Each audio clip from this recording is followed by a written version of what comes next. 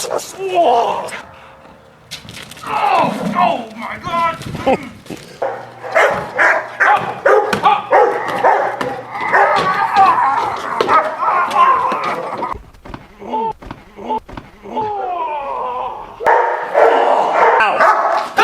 Yeah, good.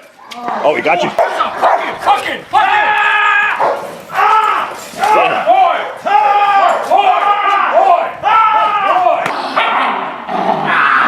When I teach protection dogs, I will start with a sleeve and arm work, but I always end up going to the chest area and from elbow up, bicep up into the chest area.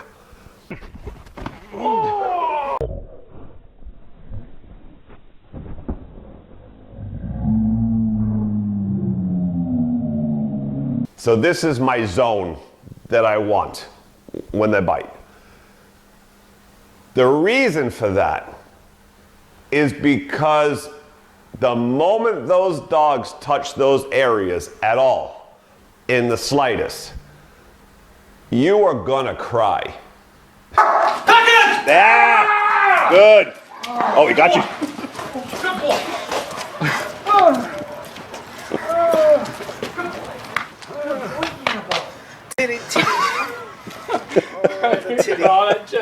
I tell you, he got me here. He got me here. Perfect. Good. And that is a guarantee. Now, I'm going to show you some clips here. And these were dogs, several things here. We had to build these dogs and get their power and tenacity for the bites. Shit! Oh my God! Oh shit! Ouch!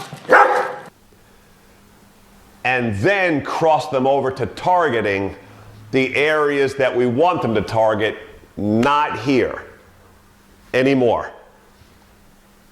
The reason behind that is because, and I have been bitten in the past by dogs that bite me here. I'm talking shepherds, pit bulls that have bitten me here, and I've put my arm out in defense without the equipment on and have bit me here and locked on, and I could take it.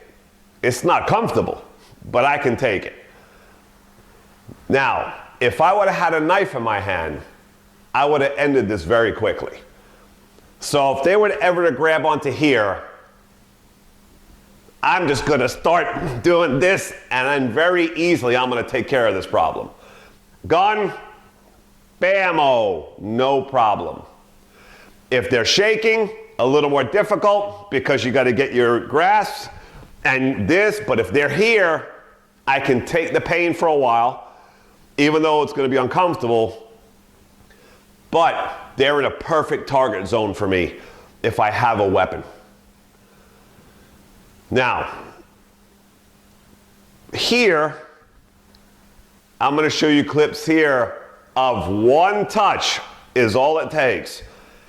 And I don't care what hand you have a weapon in, gun, knife, whatever it is. We get questions about this all the time. And until you're in that suit and you feel this, and keep in mind that the trainers here I'm going to show you that take these bites right now have extra padding underneath to protect them from these front bites under the suits, because it hurts so badly they need even extra padding under suits that are supposed to protect you already.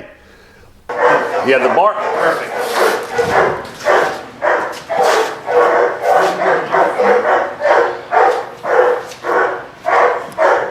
Yeah. So you got good protection, huh? Very good protection. Good. You're going home with breath. So before you bring them clips, just stay. So when you feel those bites and all these shots were one shot, instantly, and that's with the equipment on, off, and you're paralyzed. You want to cry. That's how bad the pain is of those bites when they hit you in those areas. So if you do not have protection there, and gun or knife, and I don't care what hand or which side the dog hits you on. So if the knife was in this hand and the dog bit you in this one, you're going to drop the knife instantly because your brain is going to go into shutdown from the massive pain and nerves up into your head from that one shot anywhere in these areas that you're going to want to cry instantly.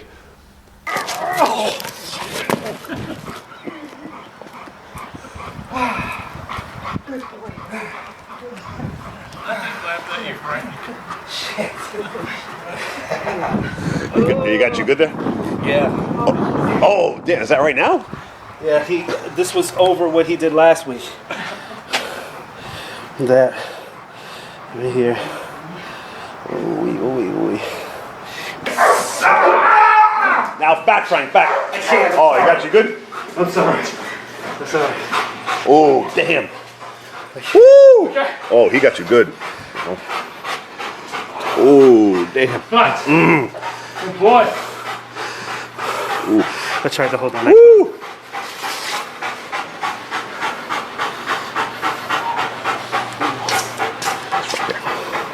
Look at that. Damn. Okay, Bobby? Okay. Hey, he messes with Hey, tuck it on! Oh, shit! Whoa! Oh, full bite. Woo! He got that. Boom. Here. No, he's trying to do his snap. Woo! He's trying to do his snap through his chest. Yeah. He dug in there. That was crazy. No, he hit you hard, man.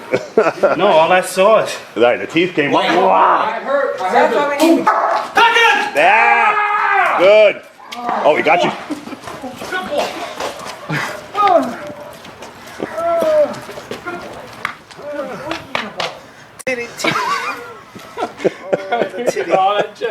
I'm telling you, he wrapped. He got me here. He got me here.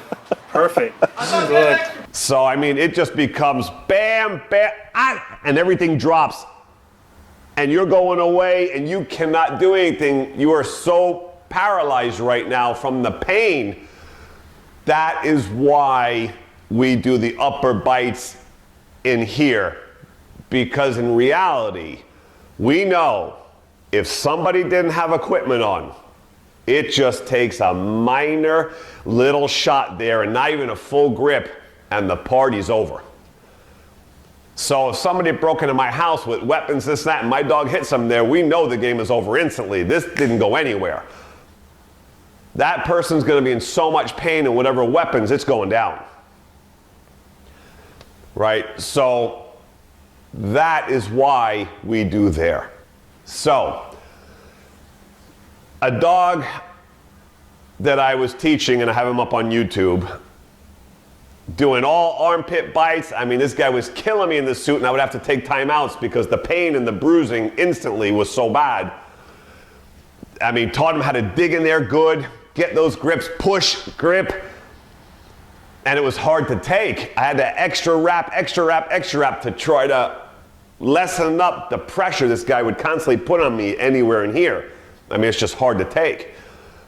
So a big Schutzen guy locally who knows the owner was telling him to not have us keep doing armpit chest bites, to stop doing it. He's telling the owner not to have us do this anymore in training, because if the dog ever bites somebody there, he's really going to hurt somebody if he ever bites in these areas. Right? I mean, that's what real protection is. This is not Schutzen. This is not a sport. So this is the mentality now coming from a sport trainer. Bite here only because it's safe and it's less painful and there's not that much damage. Right? And that's reality. We're actually going counter reality. And this is the problem in the dog training world with protection and all that, right? Because now you have somebody telling an owner not to make the dog bite for real, and don't do anything that would be painful, and stop the fight instantly. Don't do damage or hurt the aggressor or the burglar. Put it here so the person could fight, and we can stab him in the head and make this easy by grabbing here on the arm. Right? This is the problem, and the mentality and the different roads that trainers have when it comes to teaching reality, anything, and especially protection. So,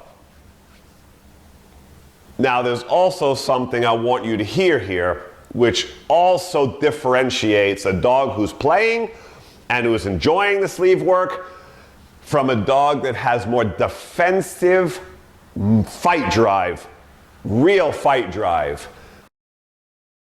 Listen to this growling when on the suit. Shit! It goes sideways, right? Yeah. Right, move sideways. Welcome sideways as you touch him. Rebite, be careful. Rebite. All right. And the little puppy on the sleeve, listen to this growling when they're in the fight.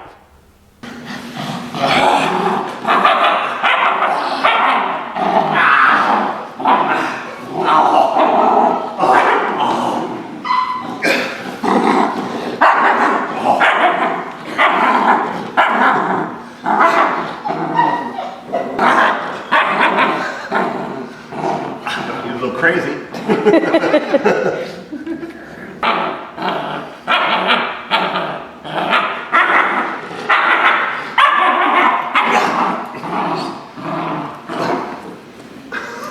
And you rub from behind.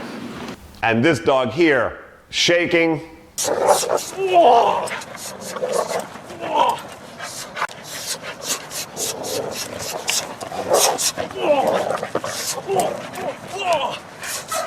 That is real fight drive. That is natural, nature, genetic, and a dog who wants to fight.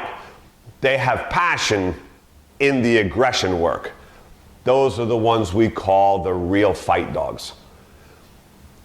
Now, one other aspect. When I'm teaching protection dogs, you notice you see quite a bit of shaking. And I'm enhancing that on purpose. Because in nature and reality, when dogs shake, that's them enjoying, letting it go, their true nature of aggression and passion for the fight. That's what real fight dogs do. And they get into it, and you hear the sounds and the aggression, the real aggression coming out of them when they're doing their bite work. And we want that shaking, because that shaking also creates a lot of problems. Good problems. You see here these dogs biting, and when they start shaking, believe me, when you're in the suit and a dog starts shaking you like that, it's very difficult to get your bearings and your grip because you're so off balance by all the shaking. If you had a weapon, it's very difficult, right? But again, that's why we're targeting here. We want to get rid of that issue anyway.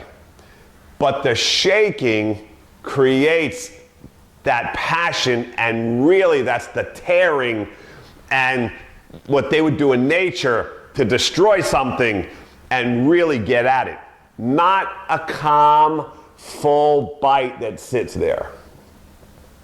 That's a dog who lacks true aggression. Passion just sits there quietly and holds on like a pacifier. Like he's holding on to his chew toy, his toy at the house, right? That is not aggression. And when you're gonna teach dogs in bite work, you wanna bring out the passion to do it well. Enhance it, shake, growl, get into the fight. That's creating a true protection dog. And here in this clip, you see Hannibal, instead of doing the front now, we had him bite the back, and when he was on Frank's back, the moment that Frank touched him with a stick. Hannibal dug in and shook and took Frank's back right out. Oh, yeah! Bites, hold back. Yeah! Yeah! Right. Touch him, Frank. Touch him. Touch him. Right there. Yeah! Yeah! Come on! Come on! Good boy. Come on. Yeah! Visitors! Pizza! Pizza! You all right? Pizza delivery guys here. Take him out. One. He's through your back. Massage therapy. Because of that shake, that quick little shake, tweaked his back out. The shake does a lot of things, and it keeps people off balance big time when you get shaken like that.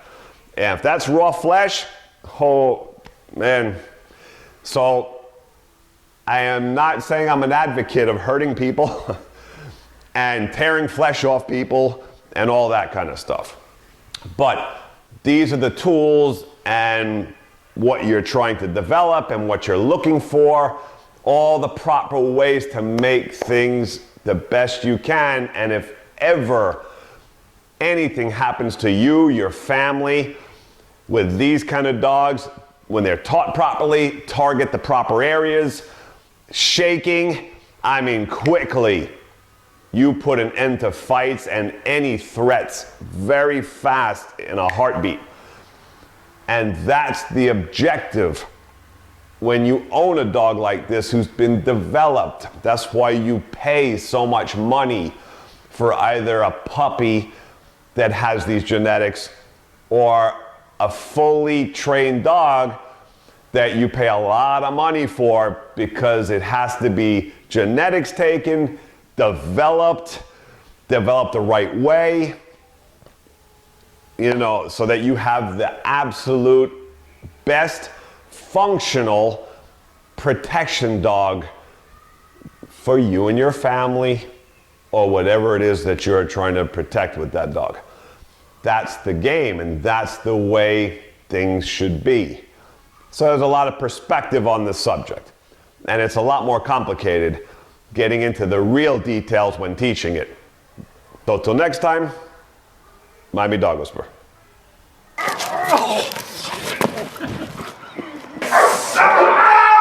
Now back, Frank, back. Oh, he got you. Back in! Yeah. Good. Oh, he got you.